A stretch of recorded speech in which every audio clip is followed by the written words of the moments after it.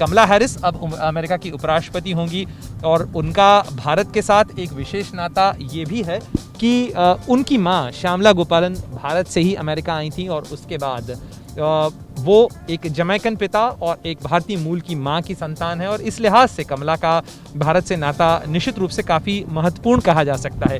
ललित, इससे भारत और अमेरिका के जो रिश्ते हैं उसके शेड्स में और ख़ास तौर पर जो इंडियन अमेरिकन कम्युनिटी है उसके लिहाज से अगर देखा जाए तो भी एक ख़ास अचीवमेंट, बहुत बड़ी अचीवमेंट है, एक ड्रीम कम ट्रू है इंडियन अमेरिकन्स के लिए। कुछ दशकों पहले तक आपको पता होगा जब पहले दिलीप सिंह सावंत बने थे यहाँ के कांग्रेसमैन, तो उन्होंने फाइट किया था कि इंडियंस को सिटीजनशिप ही नहीं मिलता था। राइट, इंडियन की सिटीजनशिप लेने के लिए लोगों को कोर्ट में जाना पड़ा, तब जाके सुप्रीम कोर्ट ने आदेश दिया कि भारतीयों को भी सिटीजनशिप दिया जाए। 60-70 साल या 80 साल या 90 साल पुरानी बात हो सकती है, उससे ज़्यादा पुरानी नहीं है। ये एक ड्रीम कम ट्रू है। सपने में ही कभी भारतीयों ने नहीं सोचा था कि उनके ही लोग, उनके मूल के लोग, उनके परिवार के लोग आके राष्ट्रपति या उपराष्ट्रपति बन सकते हैं। और आने वाले दिनों में आप ये भी कह सकते हैं कि बड़ी संभावना है कि भारत मूल के लोग यहाँ पे राष्ट्रपति। और देखिए, आप भारत की बात कर रहे हैं और भारत की जो चांसरी है उसके पास से गुजर रहे हैं, भारत का झंडा लगा हुआ है।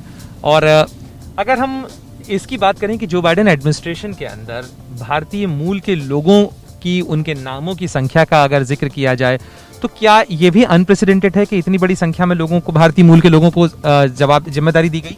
जी, ये राष्ट्रपति ओबामा से स्टार्ट हुआ था, जब उनके समय में करीब 80 के आसपास भारतीय मूल के लोगों को उनके 8 साल में अलग अलग जिम्मेवारी दी गई।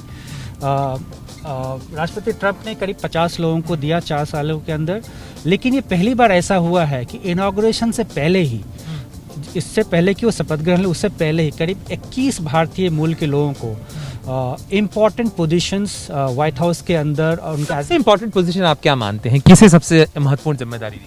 वाइस प्रेसिडेंट खुद हैं, उसके बाद OMB है जो पूरी सरकार की बजट बनाती है, अमेरिका सरकार की बजट बनाती है। उनके जो स्पीच राइटर हैं, जो भी उनका स्पीच लिखा जाएगा वो भारतीय मूल के ही लोग हैं।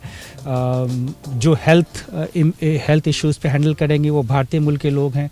उसके अलावा जो नेशनल सिक्योरिटी काउंसिल है वहाँ पे करीब चार लोग भारतीय मूल के हैं। इकोनॉमी है, IT है, डिजिटल डिपार्टमेंट है, लीगल एड है।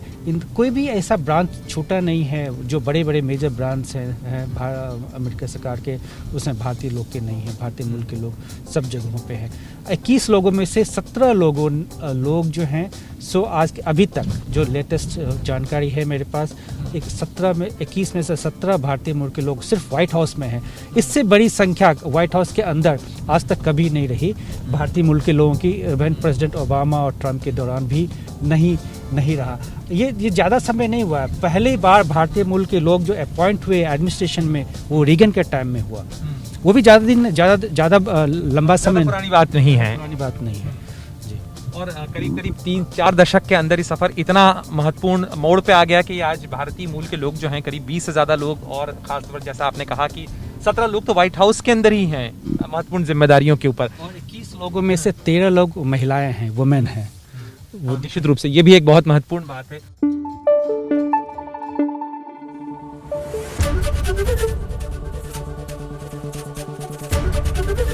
ABP न्यूज़ आपको रखे आगे।